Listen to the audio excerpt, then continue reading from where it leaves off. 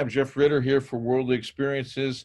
We're talking to Apollo about organic gardening, urban farming, all things horticultural. And how are you today? Hi, Jeff. Good to see you. Good to I'm see you. Apollo, and I'm doing well. All right, so you've got a interesting sort of meandering pathway towards gardening and towards food. And tell us a little bit about what got you into food and horticulture or gardening, organic That, gardening, really, right? that's right. Um, the meandering vine metaphor holds because um, I certainly didn't plan to have a career in farming or agriculture necessarily. I had always been drawn to the natural world. Um, from the time I entered college, I knew that I was passionate about environmentalism, and we all know the crisis we face with climate change in this day and age, and you know, it seems like every day you're hearing about a new environmental disaster, and humans polluting and destroying the environment. So I started out doing a sort of like my life has been a somewhat experimental major between environmentalism and more like fine arts, but it was at a liberal arts school, so social sciences, a focus in humanities as well. But ever since then, college, kind of just dipping my feet in the water, so to speak. But actually, literally, I lived at an environmental campus on that school campus. It was called Hartwick in Oneonta, New York. You might have heard of SUNY Oneonta.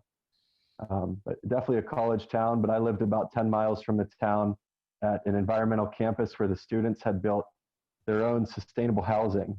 And I stayed in a cabin with about 10 other passionate environmentalists and young people like myself, and some of the older kids as incentive got to move into the student-built sustainable housing, really, really cool architecture, kind of progressive environmental.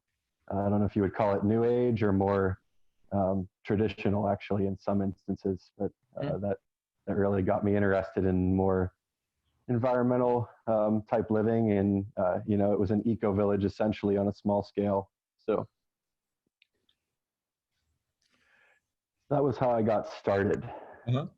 And then you found out that hey, there's a lot of jobs and there's careers and there's passionate things you could do, or things you could do where you feel strongly connected to something for a career path. Was it hard to begin or find a path for that, or was it easy?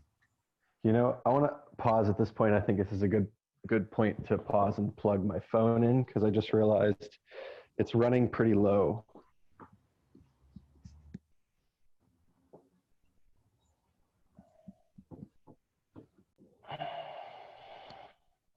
Go ahead. All right. Well, I certainly wasn't thinking about a career when I was 18 or 19 years old and had just gone into college. And it really actually piqued my interest when I saw what you're trying to do with Worldly, because, looking back, I wish that I had maybe taken a break the year right after college, but I wanted the experience just as much as I wanted the education. And it definitely took a bit more experimentation. After my brief stint at Hartwick, I did not graduate from that institution and returned home to Pittsburgh, Pennsylvania. And it wasn't until a few years later, after a bit more exploring, that I found myself really drawn to organic gardening and nutrition, what you might call natural foods. There's a considerable natural foods movement in this country. between organic agriculture and, you know, a lot of healthy products have been coming out over the years. Most people will be familiar with organic food. Yeah. And yeah, it used to be obscure. It used to be maybe one or two stores in a town, and the natural food store was somewhere in an unusual neighborhood that you didn't usually go to. It wasn't part of the grocery store. It wasn't on television, and it was a small group of people who said, "This is something we should be doing. We're poisoning ourselves. Pesticides, hormones, all those things," and it was very, very obscure. And it's become such a big business. It's almost surprising how fast it's grown to be so big. It's multinational now, right? I mean, basically. right. Yeah. You know, and I'm sure you've seen it evolve a bit more than I have. I'm 28, but even, you know, 10 years ago when I was really just, you know, transitioning out of high school into college, it was still on the obscure side. You know, I had never even thought about the organic distinction and what I put in my body. And, you know, having gone through a bit of higher education, I know what it feels like to have your body be used as a guinea pig occasionally. And that was actually what really drew me into eating healthier, discovering, you know, at first, kind of like organic foods like kombucha. I'm sure you've all seen kombucha, and, you know, people making their own food with stuff they grow in the garden. And I just, you know, realized it tasted so much better and made me feel better. And that was when I really started exploring that aspect of a more natural lifestyle. And, you know, I really did all I can to immerse myself in the local organic food scene, you know, growing my own food in a garden and with friends. And finally, I found a farm in Finleyville, Pennsylvania, which is Washington County, just on the edge of Allegheny County. You know, I grew up in the suburbs. You go about 10 miles one way, you're in downtown Pittsburgh, but you go about 10 miles south and you're in the country. So you got the best of both worlds there. And growing up as a city kid, I had gravitated more, you know, towards that lifestyle. But as I, you know, matured, I started going the other direction and explored the countryside. And I had already been very active in my local food cooperative. Yeah. You might have, you know, been to the East End Food Co-op if you're from Pittsburgh, or, you know, if you are into eating good, healthy food, you might have a local food co-op, which is usually the best place to find a lot of that type of stuff. Mm-hmm. And so then you got a job on a farm. well, yeah, through my experiences with that co-op, I actually heard about another co-op out in the countryside and went to look for it. And I said, "Hey, I heard you guys got a co-op out here." He had an awesome farmers market. You know, I got to meet all kinds of local people who were buying their food grown right in their own backyard and bringing their kids out to pick strawberries and pumpkins. And I just thought that was awesome. You know, these people really had a connection with growing their own food. Mm-hmm. It wasn't a co-op, but he hired me on the spot. And that was really my introduction. To be a farm worker. Exactly. Yeah. So what was it like? What's that like?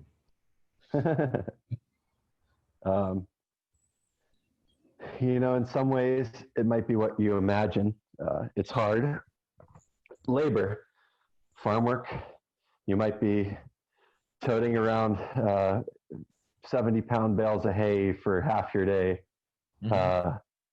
And then, you know, the next half, spend it between hoeing a field, weeding and planting, harvesting, you know, things that you imagine when you think about farming. But if you've never been to a farm, you don't really get to see the day in, day out farm labor.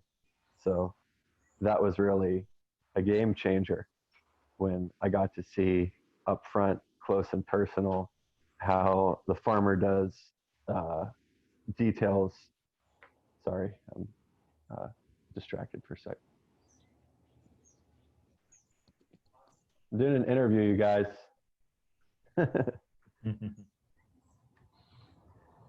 Anyways, yeah, I really got to literally get my hands in the dirt and see up close and personal the minute details of day-to-day farm work, and what the farmer does in preparation between preparing seeds, planting and nurturing seedlings, getting them ready to go in the ground and hardening them off so that they're ready to go from the greenhouse to the ground, and that whole life cycle from the seed of the plant and nurturing it to maturity Mhm. and harvest, and you know uh, going with the hard labor aspect, you have to clean all that up too, which is not what people really think about when they imagine a pasture with cows and corn. Yeah. Probably the last month of the season in Pennsylvania, like right about now, until Thanksgiving, is going to be ripping plants out of the ground and Mhm. basically warfare to clean up the beginning of the season. For weeds, taking out weeds. Weeds, plants, preparing beds and taking off biodegradable tarps that might be used for weed control. Okay. And this is for a more sustainable, but more conventional agricultural operation. Just to give you the context, it wouldn't be strictly organic farming, but it wouldn't be strictly conventional. It's somewhere in the middle. Hmm. He uses uh, what you'd call integrative pest control or integrative weed management. You're not spraying the vegetables. You're not, doing a lot of chemical additives unless it's necessary. It's basically organic farming, Okay. um, but it's not certified organic. Okay. Yeah, it's a little different, and but you're talking about the hand labor, hose and hose and by hand. Not talking about tractors and machines. You're talking about doing things by hand. Both. Yeah. Okay. And as I've progressed, I've definitely gravitated more towards a non-mechanized approach. Okay. I mean, are there enough jobs in the season, in this, in the season, it's not the winter time, that a young person interested should, where do you find it? I mean, you got to go look for a farm and go walk up the door to the farmer. I mean, are there email addresses for farms? I mean, how do you get to be a farm laborer? But unless you're a migrant worker who specifically comes for harvesting, how do you get the job besides that? Well, I imagine it's different for everyone, but Okay. for me, growing up in the suburbs, I didn't think a whole lot about where my food came from Yeah. unless I went out to Trex Farm in the fall Yeah. and picked pumpkins at the pumpkin patch or took a hayride, maybe got some corn stalks. Oh yeah, for some kids, that's the only exposure they ever have to a farm or a place where food grows, right? Yeah, and I'm sure if you're one of those kids, you probably loved it like I did. Yeah, it's fun. Um, my memories of the fall are some of my favorite, just this time of year with all the leaves changing color, especially in Pennsylvania. I remember going out to some farms and seeing that. And my birthday is the first day of fall. So I Yeah. naturally say I'm a little bit biased, but I'm definitely a fall kid. And, I didn't really think a lot about where my food was grown. I always loved food. I don't think I had a food I did not like. Um, Yeah, that's pretty common for kids. And then, so then after doing some work by hand on farms and working in the work, actually seeing things, the way things are produced, you decided to get some certification or get some training in the field to be ready to do more. yeah. So growing up, just not seeing a ton of my food. I think when I did move beyond the pumpkin patch and see what an actual farm was, about uh, 5 miles down the road from Trax Farm, where you take your hay rides and go to your pumpkin patch or your maze at Halloween time. They have a haunted maze also. You go about 5 miles down the road to Stone Church Acres, where I worked. Yeah. And that's more of a traditional family farm on a smaller scale. They also do CSA. You were telling me how you do a CSA, Jeff. Yep. And that's really how small scale agriculture is done. It's at least from this perspective. Yeah. I'm working with a small scale family farmer, who's most of the labor he's hiring is actually within the family. Mhm. And they're doing things very traditionally, if conventionally to an extent. And after doing that for a few years, I thought it was awesome. This is great. This is probably actually how the majority of people are farming in America on a small scale. A lot of land that's in the family or maybe had a family connection to agriculture. Um, so I was inspired by that, but I saw a dead end as far as the organic and natural side of things, which I think is really the future of agriculture.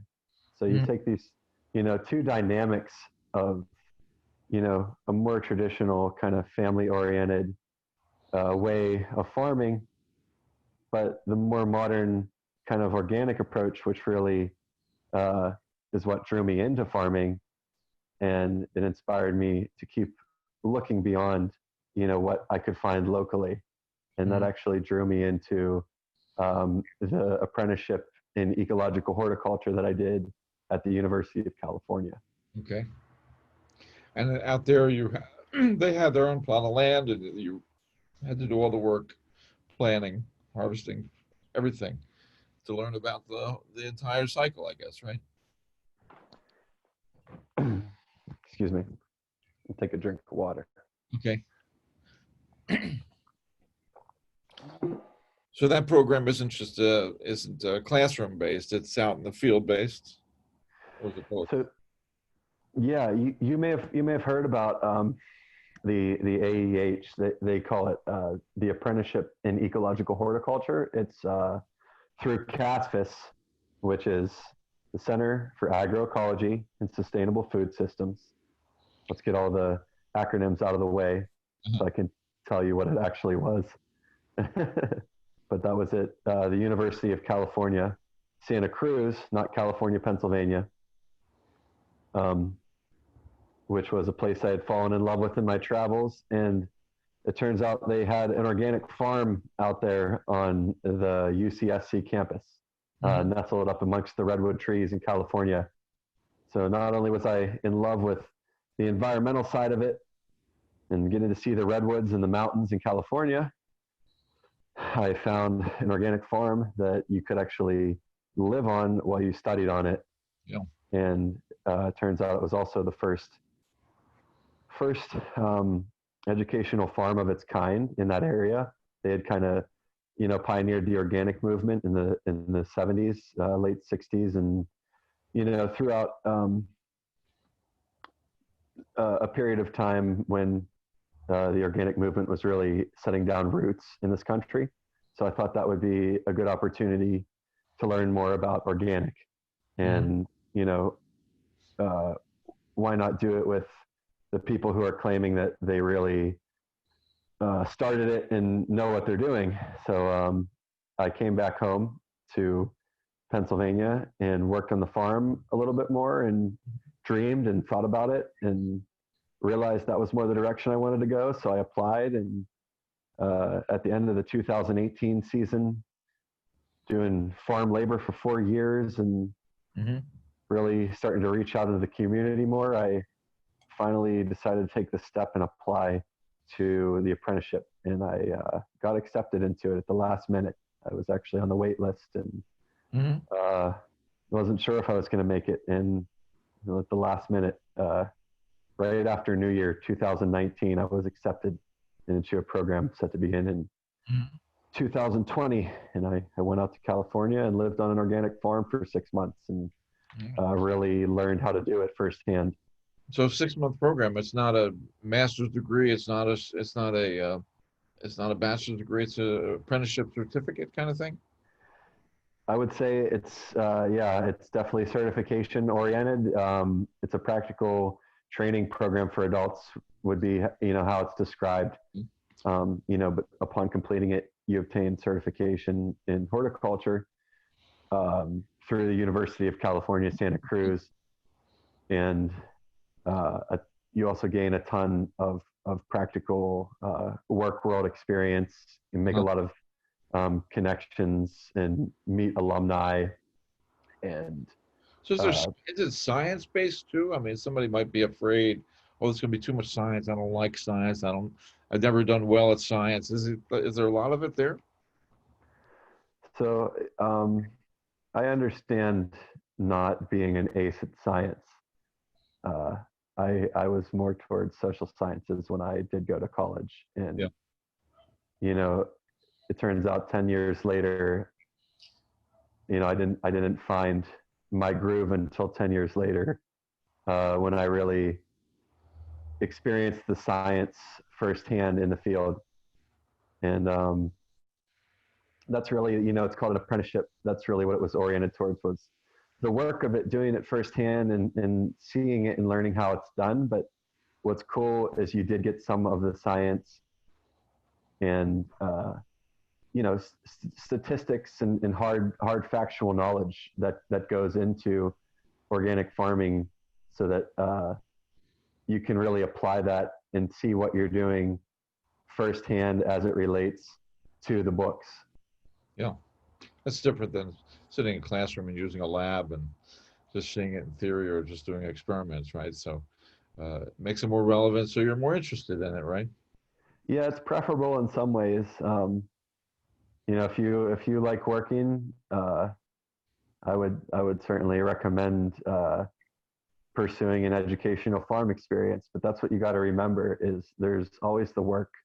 Even if they say they're organic or biodynamic or regenerative, or they grow their food on pure sunshine and are magical hippies, you have to remember there's going to be there's always going to be the work. And I've worked on a few different farms throughout the years, and this by far was the most useful experience educationally. Yeah, really. But the work aspect was definitely there too. Yeah. What's something surprising you didn't expect you do there that you did, or you had to do, or was part of the program that you didn't expect? By far, the first thing that comes to mind is living with 40 other people who were also aspiring apprentices. So, you mentioned, I'm not only doing the educational side of it. What's really unique, excuse me.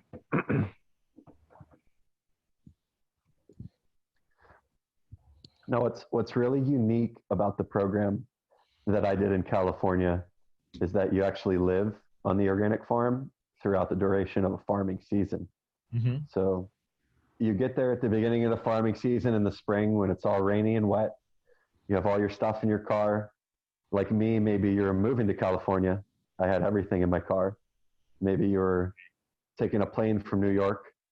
Maybe you were from 2 hours south in Big Sur or San Diego. There are people from all over the country, even in the world, that traveled to go to this apprenticeship. We had students from India and Scotland and Mexico. And when everyone got there, the first thing you do is move into a tent cabin, which is unlike either a tent or a cabin in that. Yeah, I've seen those. Yeah. Yep. It's basically a cabin with canvas walls. So you're like stand up in it, not like a little tent. Yeah. Yeah, you're like living in a tent with a roof. Yeah. And so I lived in a tent cabin divided into 4 quadrants with 3 other guys. And then there were 10 of them total where the rest of the apprentices lived. So we were really battling the elements and seeing, nature and the elements firsthand as we were growing food in those conditions. Well, it's very interesting because, it's not that bad because Santa Cruz, the weather's pretty good most of the time, so it's not that True. bad. But you're learning cooperative living at the same time, where you have to uh, understand each other and work with each other just to live with in a cooperative way. Is that part of the program, really? I would say that's actually, it's not advertised as such, but, uh, that's a major draw of the program. And Yeah, uh, as you get to see the program firsthand, it turns out to be one of the defining characteristics of it. really interesting. Yeah, I mean, I did a program like that, except it was on a bus with 20 kids and two couples who were faculty for a year. We rode on a bus all around the country, and it was living cooperatively. Really, we had to have meetings all the time and had to avoid or figure out ways to iron out conflict and who's going to cook, who's going to shop, all the things, chores we had to do, and figure out ways to Yeah, do things cooperatively and at the same time get some education. We were stopping at all natural areas and doing hiking and backpacking and meeting resource people throughout the country. So I'll bet you this is somewhat related to that, or maybe it was inspired by it, because that was a long time ago. It was in the 70s at a environmentalist named Michael Cohen started, and he must. I bet it has some relationship to this program, because you wouldn't think that a program for organic farming would require living together with a group of people too. Most school just means you go to school together, you don't live together. But the living together aspect is very important. I'll bet they think it's a major part of the philosophy. Says yeah, it's not just the food and the growing and the learning, but it's the living cooperative that teaches you a new way of thinking about things that they really hope is going to spread to a global uh, concept. We all should be living cooperatively, basically, right? I mean, is that part of what they teach you? yeah. And going with the global element too. You're not just living with people from the United States. You're living with people from all over. Literally anyone in the world can apply for it, and Amazing. the demographic is reflected in that to an extent. Anybody over 60? Maybe 60-year-olds? Yeah. On a sad note, one of my really good friends in that Yeah. program was the oldest guy, Dana Gaffin. He was a black man from Denver, Colorado, who was not only a veteran, but he was very experienced with horses and had certification working with horses. Um, Uh-huh. he became very good friends with me throughout the duration of that, and I visited him in Denver, Colorado when I completed the program. But on the sad note, he actually died recently. So Yeah. he ended his life on, I think, doing what he wanted to do. Yeah. Uh, till the very end. He was still in his, early 60s and pursuing certification in horticulture. So that was pretty It's an inspirational to unusual me. experience. You didn't expect that, I'll bet, from when you applied. No, and that's actually brought me back together with a lot of the people that I met through that.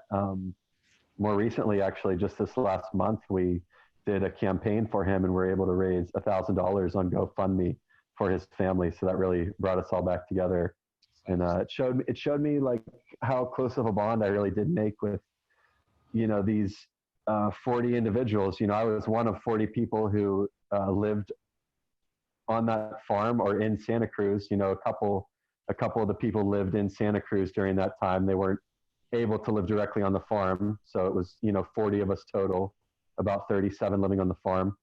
And I made a lot of really good friends during that time. But a year later, it was almost exactly a year ago I graduated, and we all came together to raise money, for my friend who has passed away. And almost every single person in that program responded and donated money, and we were able to raise $1,000 in about a span of a week for his family. So that really showed me, how close of a bond I formed, when I was living with 40 other people, 40 including myself. Uh, a lot of people, basically, if you're trying to visualize what 40 is like. uh, but yeah, that was like the defining aspect of it, learning to get along with other people working on a farm. Um, like you were saying, traveling in a bus and living cooperatively with people throughout your lifetime, Jeff.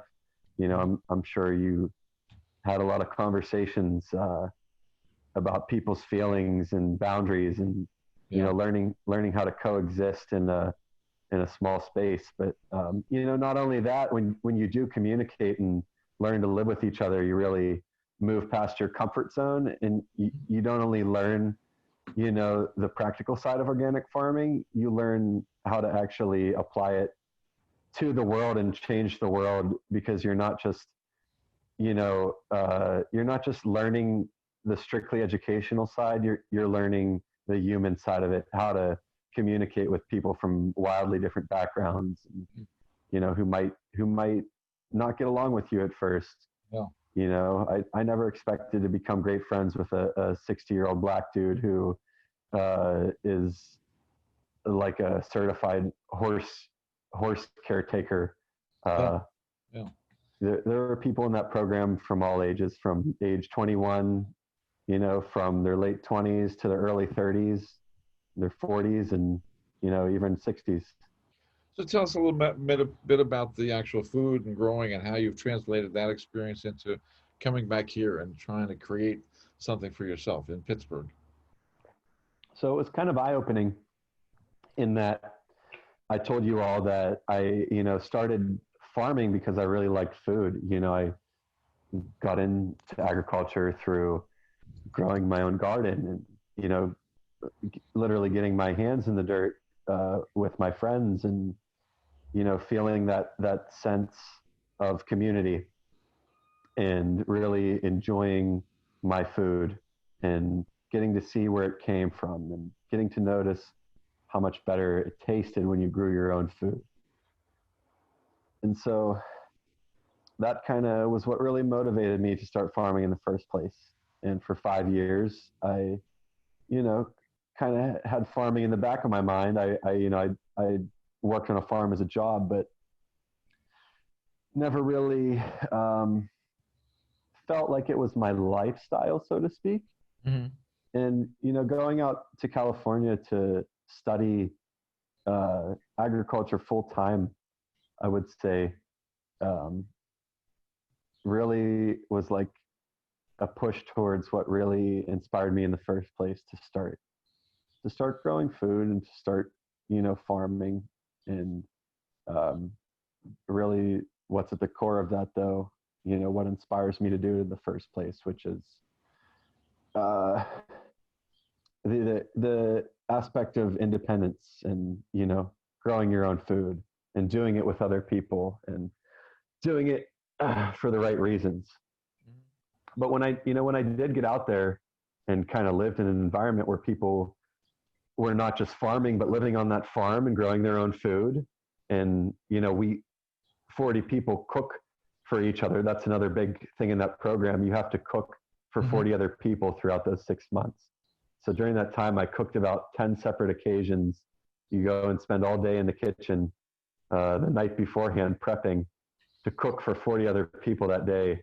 Yeah. And are literally feeding them what you just grew over the last several months. And I wouldn't have envisioned doing things that way. But it's funny how the universe, gives you what you need to experience, to learn. Yeah. And I really got to see firsthand what doing that looked like. And I got to see how I also idealized it in a lot of ways, and see the shortcomings that come with that. And, see that it's not all just,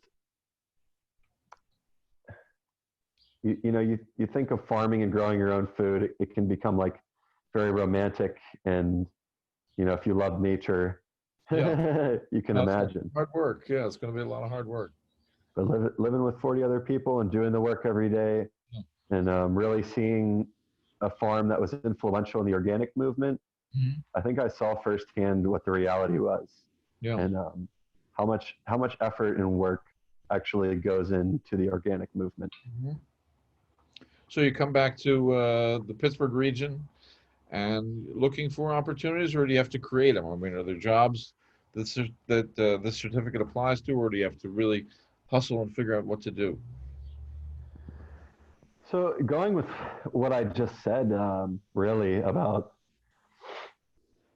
about seeing how much, work is required, I really started working the minute I got out of that program. And I knew I made a tough decision that I was going to stay in California. And I stayed in California for exactly a year, 6 months of that in the program. And during that time, I used my spare time. I didn't really have spare time. I was just farming all the time when I wasn't sleeping. And with what extra time I did have, I realized I was going to have to make a living in California, where the cost of living is like 50% higher than Pennsylvania. Oh, yeah. So I started a business while I was in the program, working for local clients, basically using what I was learning as I was learning it to actively prune fruit trees and work on organic gardening systems. And I basically furthered that business for the year I was in California. I was in California for exactly a year. Mm-hmm. And I was relatively successful in doing that. And that showed me that was the way to go, mm-hmm. as far as what I wanted to do. I had seen living on the organic farm and kind of the idealized commune that had started in the late 60s, and really got to see some deep roots in the organic movement. But the reality was, that program wasn't going. That program showed me that wasn't going to make a living for me. Yeah. Farming is expensive. Yeah. And so doing the business side of it while I was doing the educational side, I realized that I would really have to kind of work and carve out a niche for myself as a business, mm-hmm. while I'm, still pursuing the parts of this that I really love and furthering my education. So, for a year up until March, bam, coronavirus hits, shelter in place. I was in California too, which was like the early epicenter of coronavirus in March. It really hit that place. I had to move, right when I was looking into buying a work truck, at an auction, and putting decals on the truck, and, really becoming licensed as a contractor and a businessman in that area. All hell broke loose, and I decided to take a job somewhere else, and I got laid off from that job. And eventually I moved back to Pennsylvania just recently. So I've really been adapting that business model to how it will apply to my life now in Pennsylvania. Tell us more about that business. What was it trying to do, or what was your plan? So ideally, I love farming. I've been doing it for 5 years. I feel like I know enough to grow my own food and become successful at it. And if it was, just, I could, if it was the case that I could do anything I wanted immediately, I'm not saying you can't do anything you want if you put your mind to it, but, if I could do what I wanted immediately, I'd probably be farming right now, but that isn't an immediate reality. I think it makes more sense to become successful and grounded, doing what I already know how to do and making a living doing it, before I invest a ton of money in a farm and become thousands of dollars in debt trying to make a living, if that makes sense. So what's the model? Well, if you're from Pittsburgh, you're probably familiar with someone. Maybe you have a dad or an uncle, who's an independent contractor themselves, who runs like a plumbing or a painting company or a landscaping company. There are hundreds of landscaping trucks driving all around the city I see in the summer. Yeah. And I've said to myself, I have a lot of experience landscaping. That was actually kind of a nice segue into farming. Okay. I already had the labor experience. Mm-hmm. But, once I really got the certification in farming, I said to myself, I'm not going to make this into a landscaping business, because, I see so many people doing that, and they are successful in it though. I'm not saying they aren't successful, but that's what I was doing before, a lot of labor, and that's what I don't want to do Yeah. as a career. You know, I don't mind the labor, but that's not my passion. So what I decided I want to do is kind of take, you know, that independent contractor mentality, having your work crew and your truck and your business and a reputation, and applying that towards a more novel business initiative, with developing gardening systems for people. Okay. So for people who want to have their own gardens, they have a little bit of land, maybe in suburbs. They have a little bit of land. They really want to grow some food. You could help them create that garden. Yeah, that's exactly right. It's a pretty good idea, I think. And I've kind of been actually freelancing in that sense, for a while. You know, using what I've learned from this program to work with individuals on their gardens. You know, maybe it's a garden they've had for years and want to improve. Maybe it's a small orchard, Yeah. um, or maybe it's just a hobby garden. So I have worked with folks practically already on a few projects like that.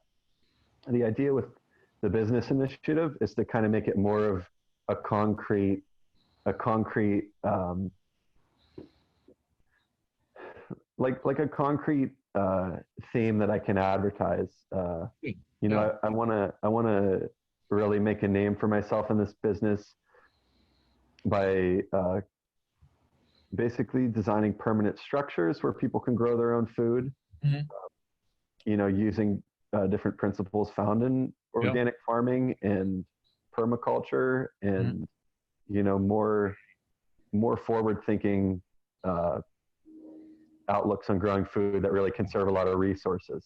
Right. So somebody might uh, have a big backyard, have a big front yard, or have a piece of land in the countryside that's from their family or something, and they, Yeah, they might have a friggin' rooftop. yeah, or the rooftop. That's right, and you give them help them with deciding what to use it for, how they would add it to their food mixture, and how much work it would take, and things like that. So, has anybody else done this kind of business like this? It sounds like a great idea. Yeah, totally, Jeff. And you say, you know, helping people figure out what the land is used for. So, you know, I'm obviously not the first organic farmer, and I'm certainly not, you know, the first person who was thinking about large scale land management, within, you know, this type of movement in agriculture. Excuse me.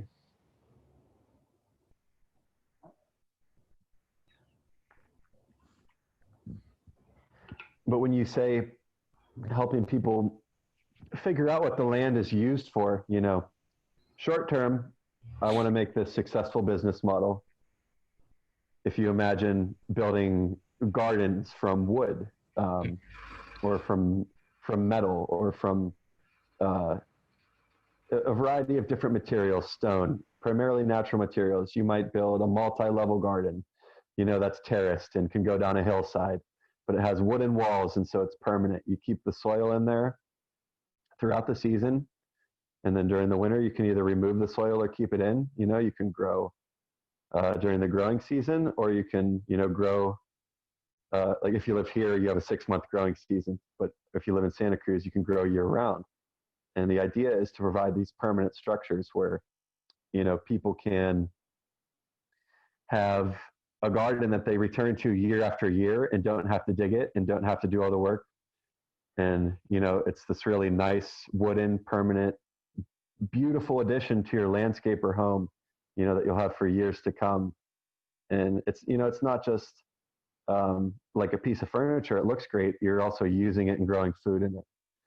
Now, if you think about that concept on a large scale and doing that on, you know, large pieces of land, that's really kind of my mentality. Right now, I'm starting small and trying to start a business, basically on a small garden scale, and show people how to produce food successfully. In the long run, you know, what I really want to do is manage large pieces of land in the same way, you know, maximizing resources. looking at the land and seeing how that land is laid out, seeing if there are valleys and hills and where the tree lines are, and putting all those factors together to really analyze and integrate a system that uses your piece of land to make it the most productive it can be. That's And it's really, I was just going to say, it's really, people that have done that have inspired me. So, large That might scale be great. land People with management. kids too. People with little kids might say, "Oh, this would be part of their lifestyle. Would be having their own food, growing their food, learning it in their backyard, even and compost too, right? I mean, you could incorporate all those ideas into it, and a family could do a lot more than they could do without that knowledge." Yeah, totally. If you think organic farming, you think compost and you think soil building and soil health and Yeah. organic matter and mulching and all that good stuff. Worms are another good one that the kids love. Yeah. Uh-huh. Kids love it. It's pretty great.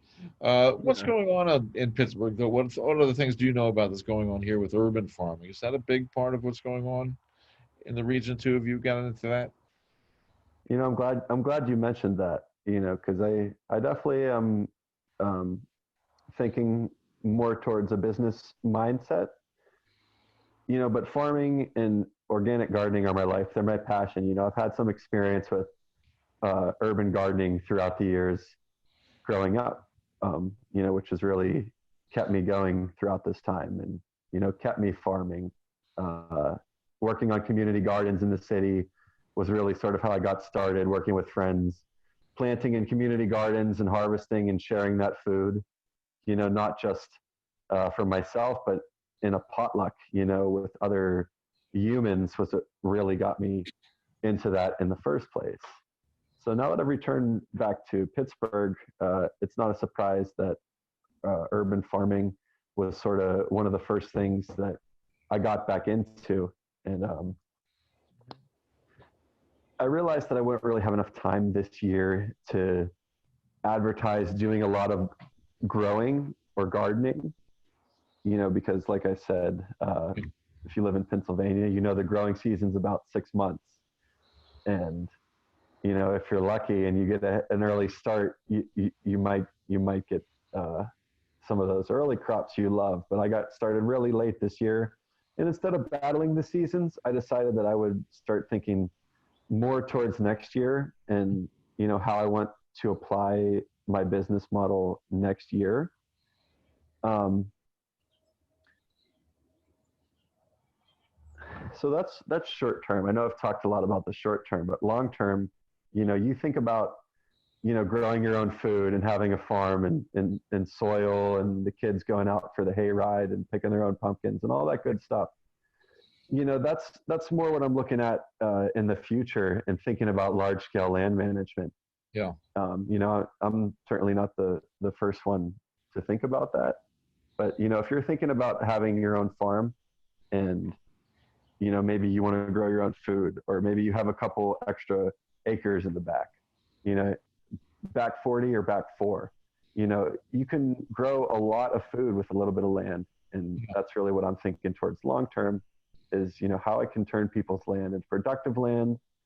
And I did start doing some advertising this year when I got back to Pittsburgh, put an ad out, which is actually how I stumbled upon Worldly and what you're doing, advertising with that, was putting out some ads for my service. Mm-hmm. I can basically help people unlock the potential with their land and show them how to grow the most food on it and utilize resources in the best way so that they can turn their unused land or seemingly unwanted land, that's really marginal, into productive land for years to come, so that their kids can enjoy and they can have fruit trees and things like that. Mm-hmm. So that's really where I've been thinking towards on the long term. I'm not sure if that answers your question. Yeah, I think it's a good idea, and I think it's something people would like to do. They think about doing. I don't have any land. I have a little tiny plot in front of my house and cement in the back. But even with a small extra plot, you'd say I'd like to do it, but the amount of learning I'd have to do and the amount of research, it's sometimes easier to find somebody who knows enough to tell you the right things to do and help you get it done quickly yourself and get it started. It's more important in some ways than doing all the studying. Definitely. But to let your studying substitute for that. So what else do you see as the future of organic farming or gardening or the entire food industry, really the changes in the food industry for a young person who's interested in food? Where do you think are the main things they should look at, or the main directions that are most have the most development or growth in the future? Oh, wow, that's a broad question, Yeah. but it's definitely a relevant one. Um, if I mean, hey, if you're thinking about your health, and if you're thinking about growing your own food, or just even where your food comes from, you're on the right track. That's a great place to start. Hmm. That was what really made my journey take off. I told you I went to college a little bit sooner than I knew was good for me to do, and it didn't work out for me.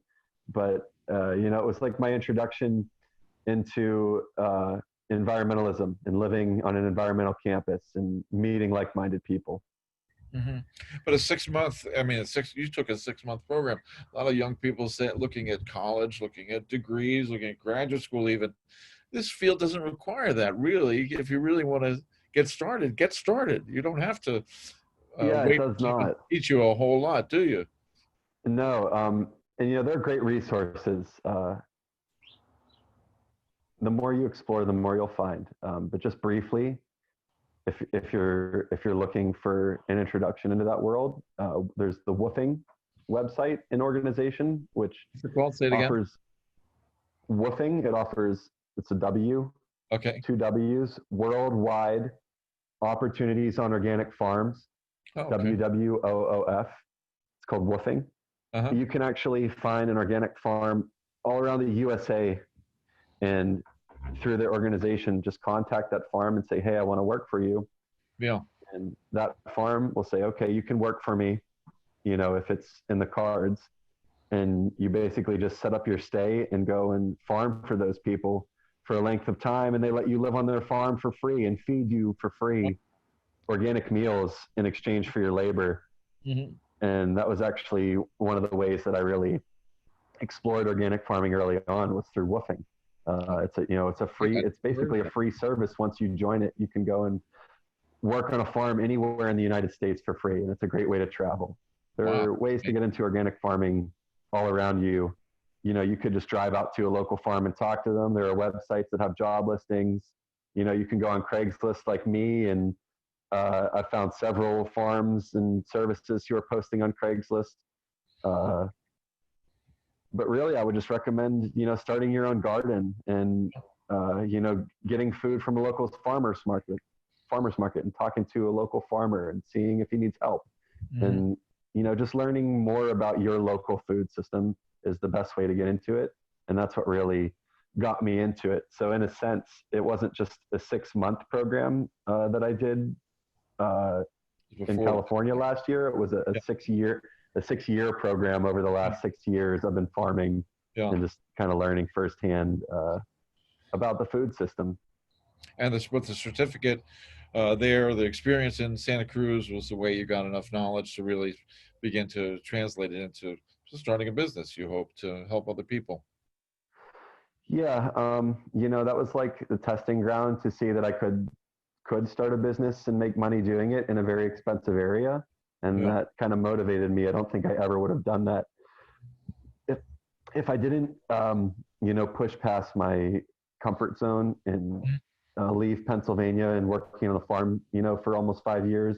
If I didn't go in a new direction and, didn't try establishing myself independently in that new area, I never would have got that experience. And, now I know that I can do it, and now I can apply what I learned there to establishing a more long-term, not just a business model, but a life that I want to live in Pennsylvania. Yeah. Well, I think you're on the right trend. Certainly, it's a growing field, no pun intended, but it's certainly something that young people like my daughter, she's into being a vegan, you can go from that interest where you say, I think this is important, to this is a career path. There's a lot of, there's going to be a growing field for all kinds of jobs, from the dirt to people's plates, for in this field. And people, it wants to change. It's something people really want to change, for themselves, for health and for sustainability and for climate change and everything else, right? Definitely.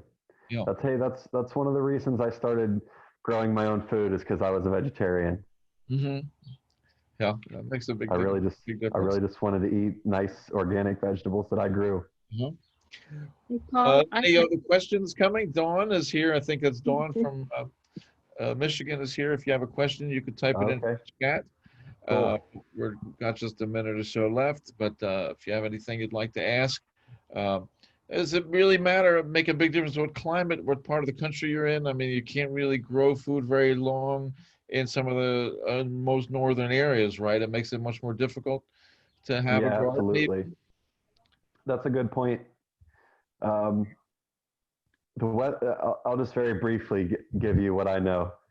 If you're from Pennsylvania like me, you're lucky if you can grow food for 6 months out of the year, and you're limited on what you can grow. But if you really want to grow anything and grow it year round, a climate like Santa Cruz, where I was living before, is year round growing. You can grow a lot of stuff year round, and um, you can grow a lot of subtropical stuff, guavas. We had subtropical fruit trees growing in our backyard.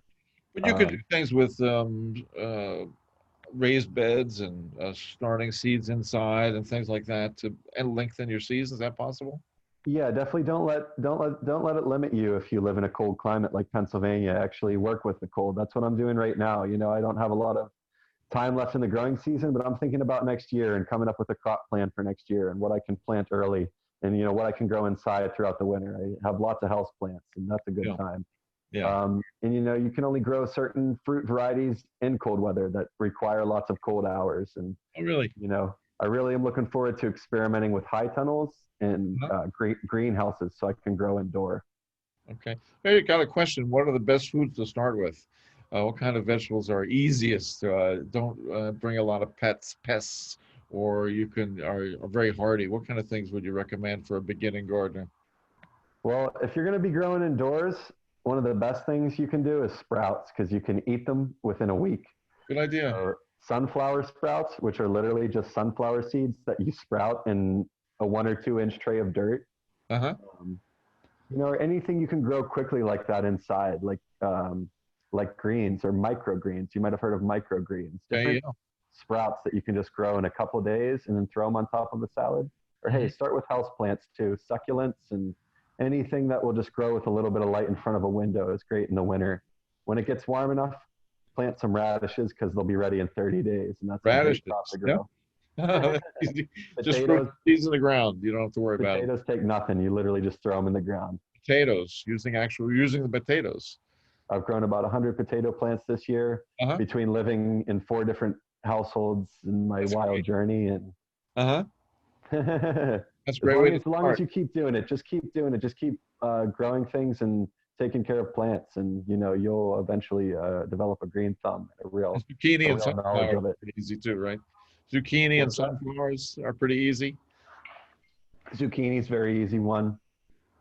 Sunflower sprouts, if you can buy a bag of seeds, of Yeah. sprout seeds, and just throw like 100 of them in a tray, Uh-huh. grow sprouts, grow flowers, grow simple ornamental things, just Uh-huh. plants that will keep growing and coming back. And my favorite, this is a good note to end on. My favorite is growing perennials that will come back year after year. Yeah. Yeah, that's So great. fruit trees that you'll have your whole life, and fresh fruit, but also flowers and things that will provide you beauty year after year, and herbs too. That's great. It's Grow great herbs. advice, Apollo. It's great to hear from you and to hear about it. And it's the preferable way for a lot of people. As I said, research, looking up on the internet. You can spend all day and find conflicting things and looking for the right advice. But just hearing something quick like that can make somebody's day, and they can actually do it in the next day or so and say, "I got something done, something new, good piece of Yeah, advice." just do it, and you might Yeah. learn a thing or two that someone on the internet doesn't know. That's right. Well, thanks so much, Apollo. Appreciate your time, and your video will be available here on Worldly Experiences, and want to hear more about your business as you grow it and as you start it. Keep me in mind, and I'd love to keep track of what you're doing. All right.